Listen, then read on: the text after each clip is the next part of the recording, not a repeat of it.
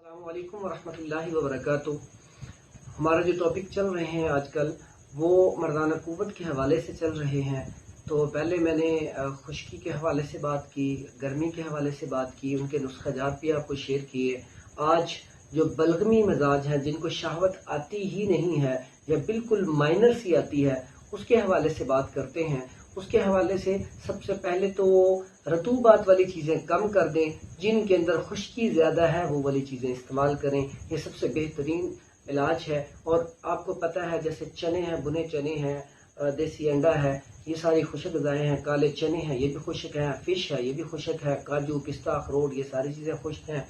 तो ये वाली चीज़ें आप इस्तेमाल करें। लौंग, दालचीनी का कावा इस्तेमाल करें। और इसी में जो नुस्खा इसमें आप बना के खाना चाहें वो एक कैप्सूल सुबह एक शाम। आपको नुस्खा मैं बोलने लगा हूँ, बड़ा सिंपल सा आपके किचन का नुस्खा है। कोई एक आधी चीज़ आपको शायद बाजार से लेनी पड़े।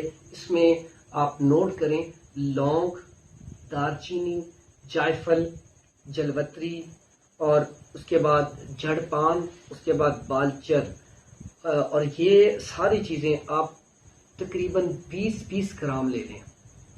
20-20 ग्राम सारी लेके इनका पाउडर बना लें। पाउडर बना के इनके बड़े वाले कैप्सूल भर लें और एक सुबह एक शाम, ये आप चाय के साथ ले सकते हैं, लेकिन चाय में भी दालचीनी शामिल हो।